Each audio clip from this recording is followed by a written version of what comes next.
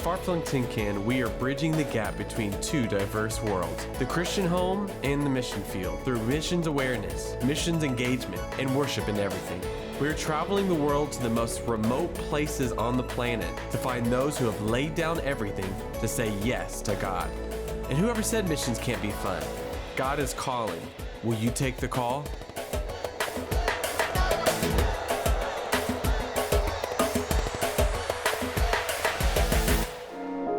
Far-Flung goes to a lot of remote places, but Barrow, Alaska is definitely one of the most remote. It is at the top of the continent of North America, 300 miles north of the Arctic Circle, and that's where we find ourselves on this trip. Before making our way all the way up to the Arctic, we go and spend a few days in ministry in Anchorage.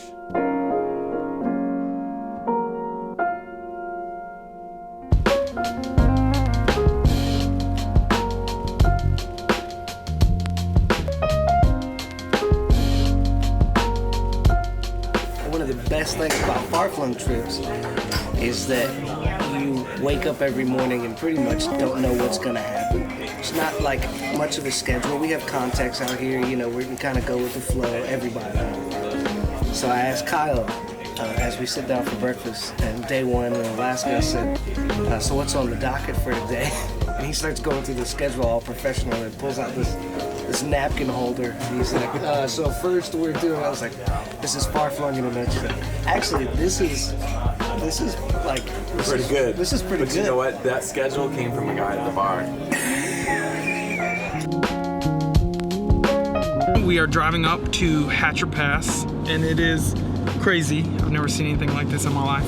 We just stopped to see some moose. We stopped to see some moose, and we're cold. I got snow all up in my boots, and I didn't wear any proper attire. We're going to oh my gosh, that's crazy. This is ridiculous.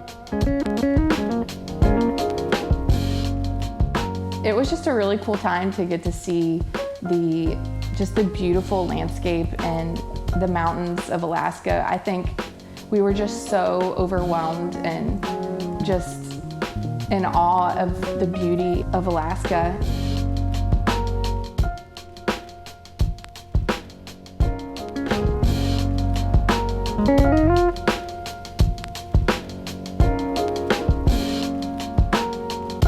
We all get out of the van, we all get our cameras out, the videos are going. He threw his phone in this.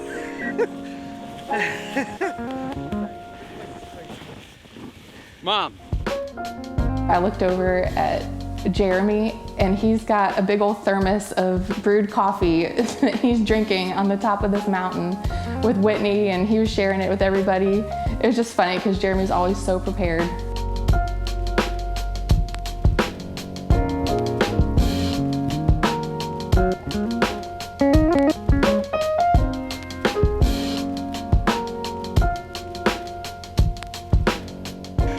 Watch out. Things are happening. Yeah, anyway, it's hard to walk in. Asked Kyle today, I said, do I need my gaiters and my waterproof pants for what I'm about to do? No. The right answer would have been, of course. Palmer is a small town in Alaska, and it's awesome. It's like so picturesque. I kept saying the whole time, like, Hallmark should shoot a Christmas movie there, and if they haven't, like, they're totally missing the best town ever, because like literally they have a train station in the middle of the town, they have a water tower with the town's name, and it's just perfect. We're going to be heading up to Barrow, Alaska, which is at the top of North America, but we did 3 days of services for our youth conference in Palmer, Alaska, which is about 45 minutes outside of Anchorage. And the services were awesome. We had about 75 kids that all came in with their youth groups.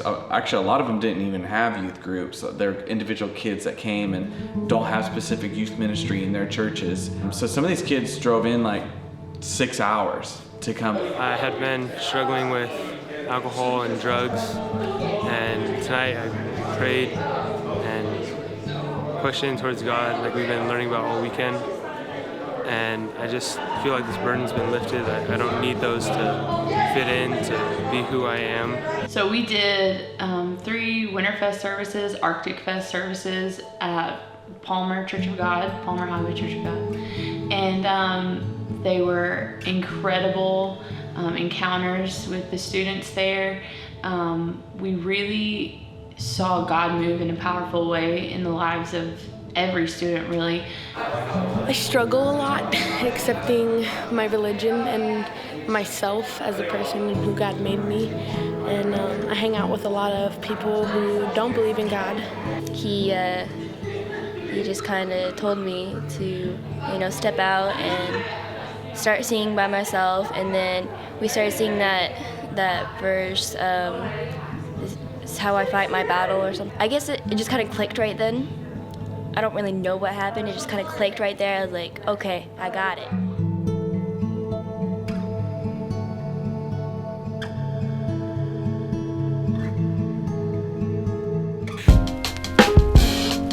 We left Anchorage, which already the mountain ranges there were incredible, but you fly over those and it's just like, oh, there's hundreds more miles of this.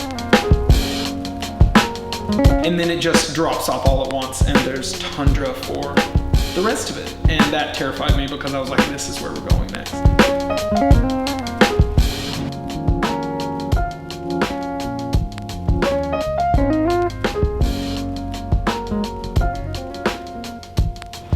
We're in Barrow, Alaska. Yay, we made it! The airport is the size of my bedroom.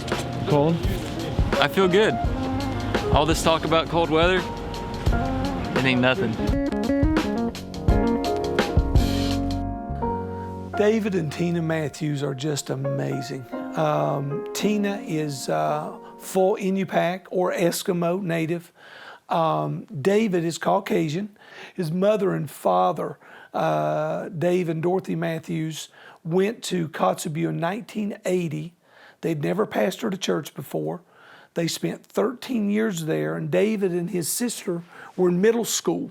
They grew up there, and actually both he and his sister left Kotzebue to go back to Texas, their home, and ended up coming back, and both of them marrying Native Alaskans. And David he's trained as an optician. He's very skilled. He can do construction, a lot of different things. But we at that time had no church in Barrow. There was a fledgling church plant that was originally started out of the Church of God. I don't know all the details, but it became just an independent work. And at some point, the pastor there, his health began to fail. And long and short of it is, David and Tina went there and picked up this fledgling church plant and have built it into an incredible church. One of the most exciting things right now is he's beginning to get some traction to go out into the 7 satellite villages. And just as a point of reference, in Alaska, it costs about $400 to fly from Anchorage to Barrow. But these villages range from about 60 miles out to a couple of hundred miles. It costs $1,000 to fly to these villages from Barrow, and they're basically inaccessible any other way. My name's David Matthews, and I've pastored the New Beginnings Church of God here in Barrow, Alaska for almost 12 years now. Barrow is a whaling community, Inupiaq community, and it's at the top of the world. It's the most northern city in the United States of America. We have no paved roads here. It's all gravel roads. No red lights, no malls, no McDonald's, no nothing like that. The temperatures are extreme here. We have very short summers. We have very long winters. The sun goes down about Thanksgiving, doesn't come up over the horizon until around January 22nd, 23rd. So you got a few months there where the sun doesn't come up. The Inupiaq people are very strong people. They're very, very smart. They're very intelligent, common sense, survival skills. You know, they've survived in this extreme condition for hundreds and hundreds of years.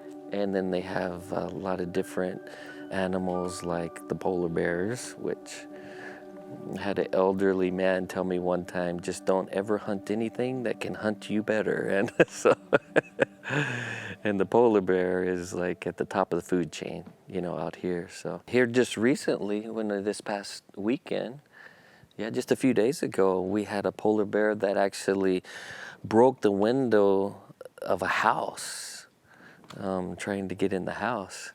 And then went to the porch, and there was a Rubbermaid box that they had food inside of out on the porch.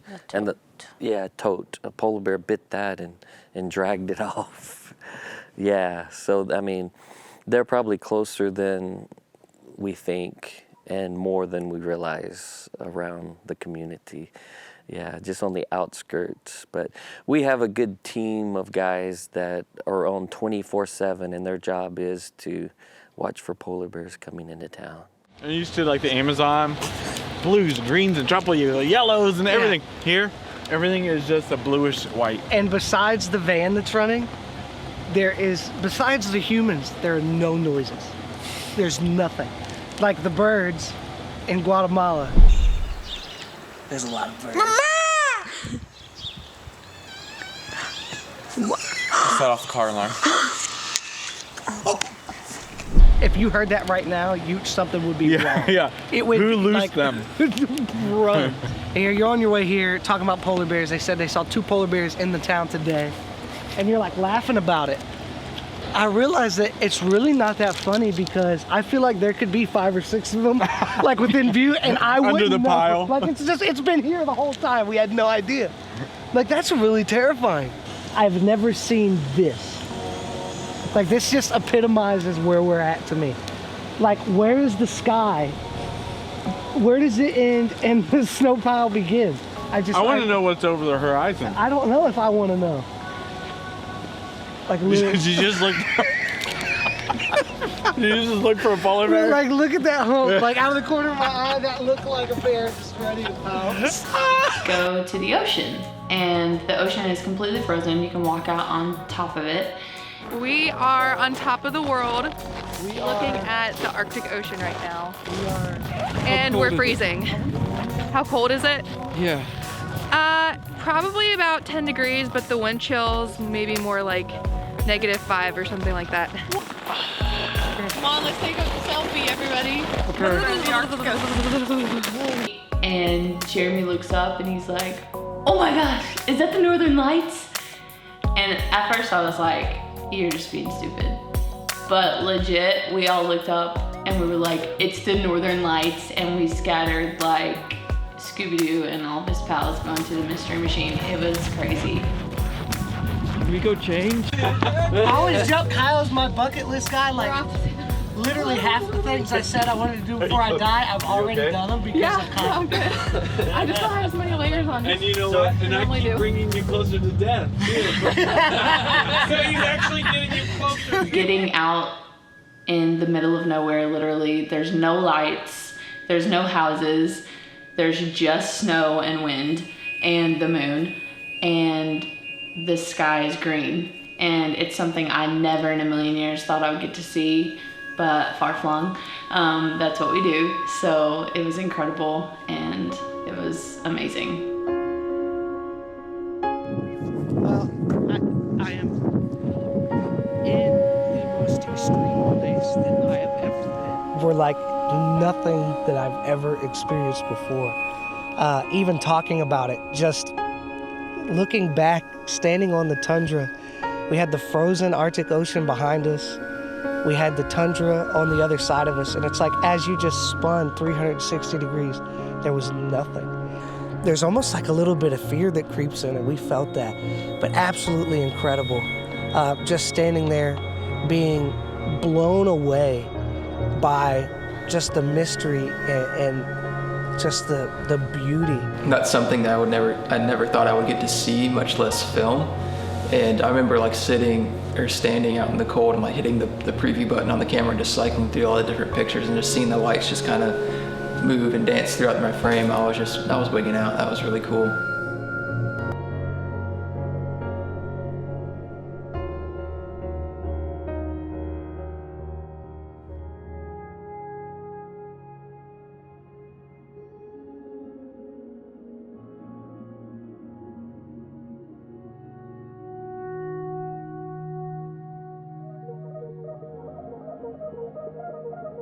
filming Darlene dance.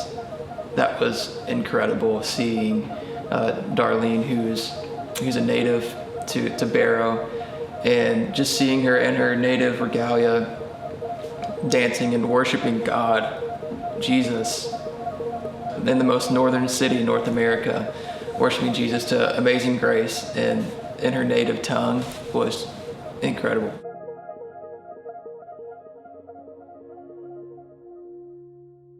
We were in a hospital at a coffee shop, and which might sound weird, but it was amazing.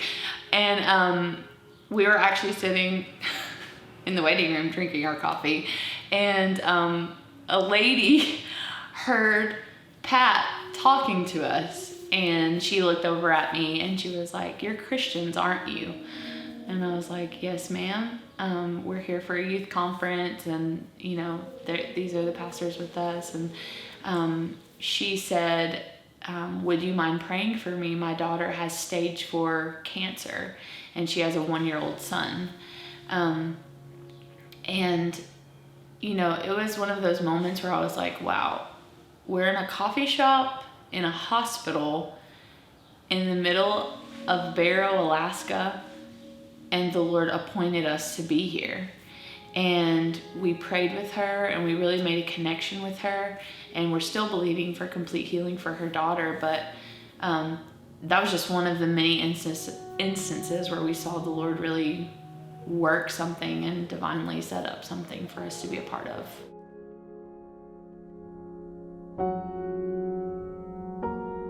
Literally, as soon as we got off of the plane on Sunday night, we went straight to the church. The first 2 that we did, we were all we definitely were unsure of what to expect when we first went. We did some services in Palmer, Alaska with students, but Barrow was just totally different for us. And we were really leaning on the Lord and just asking Holy Spirit to guide us in every step of those services, because we just didn't know what to expect.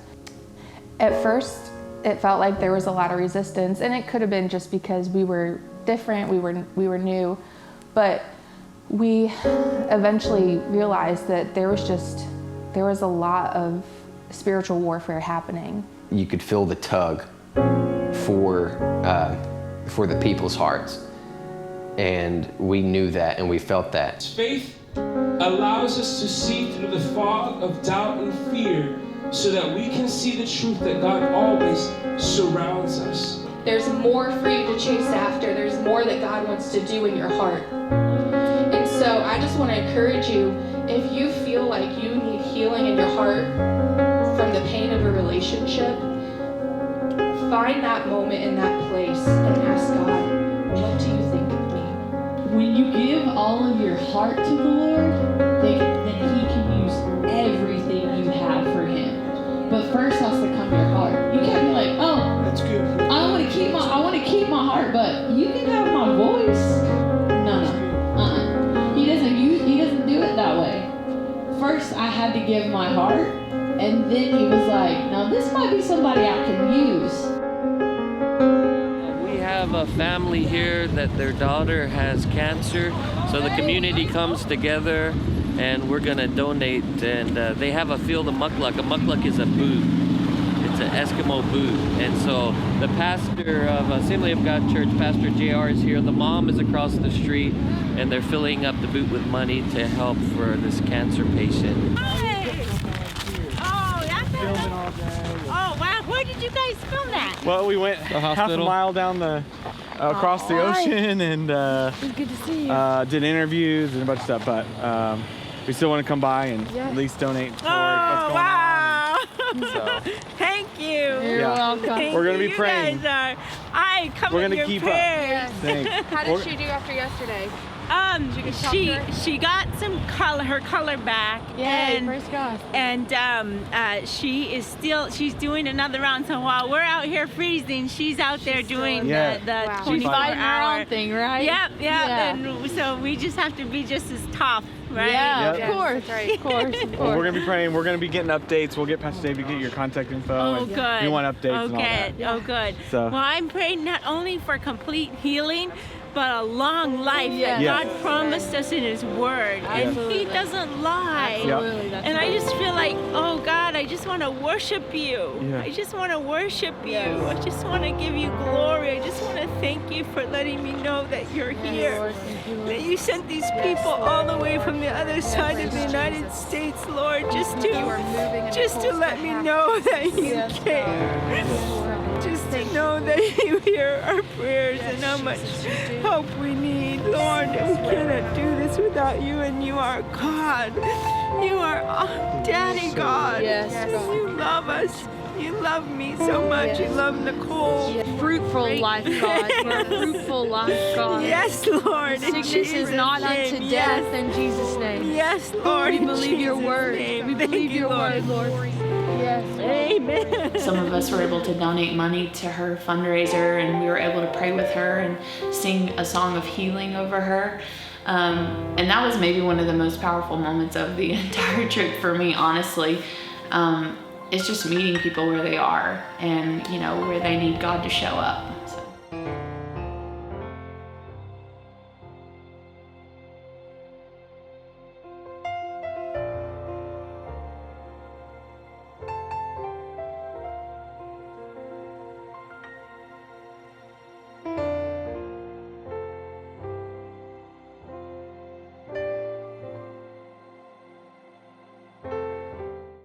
We are right now at their famous football field, AstroTurf. Wait, don't we came out to look at its beauty, but I'm standing on a 6-foot-high fence right now.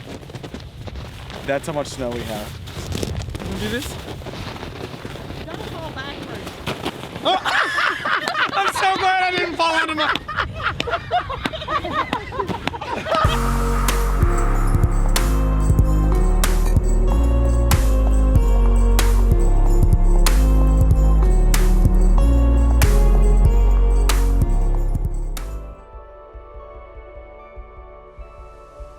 They came forward. They wanted to engage. They might not have known how to in some ways, or known how to respond to what we were bringing, because it's different than what they're used to.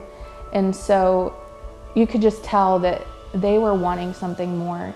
And for those students and those people that stayed and were able to be at all the services, I feel like I saw just a lightness, a shift in their demeanors from Sunday all the way through Wednesday.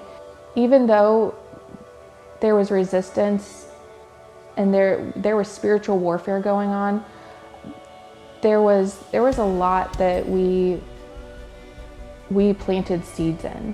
There was a lot of ground that we planted seeds in. There was a lot of new, fresh revelation that was able to be brought to them. Every night, every morning, every midday, every something, it was always there.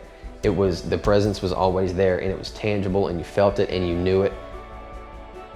Leading up to this trip, we really didn't see the full picture. We really felt like God was going to reveal something that we couldn't have planned. And even going through the trip, it still felt like this is incomplete. There's something more, and we're getting closer and closer to the end. And then here we are, the day we're leaving. We get thrown this special bit of news from Bishop Pat and Pastor David that we did not see coming. We are learning a lot about missions work in Barrow, Alaska. David Matthews has built a significant, what I would call a significant suburban Church of God in Barrow, Alaska. There is an organization called the Native Corporation. They help the natives there in different financial support. And they heard about what we were doing with the local teens in the services while we were there. They had applied, the church had applied for a grant to bring in 50 kids from 7 villages to fly them in. It's very expensive to fly, almost $1,000 from any village, and fly them into Barrow to be a part of our services. To do that, the budget is about $49,000. Well, what we didn't realize is the bureaucratic layers and how long it would take to get those approvals and what have you. After the services that we had there, I guess word spread around town. So yesterday he got a phone call, come and pick up a check for half of that. Wow. To kind of make this grant happen, they are looking to do an event similar to what we did sooner versus later. So basically what we're saying is we got the money to bring 50 folks to this building. Wow, that's awesome. We need a band. Far-Flung Tin Can is spreading the gospel and helping others in the most remote places on Earth. Our work in the Arctic is ongoing and you can be a part. You can apply to join us on our monthly Far-Flung trips, or you can help send us to far-flung places by giving. We believe our children should be thinking about the Great Commission. Be sure to purchase Adventures with Far-Flung, the Mysterious Arctic Fog, based around the real-life ministry in this episode.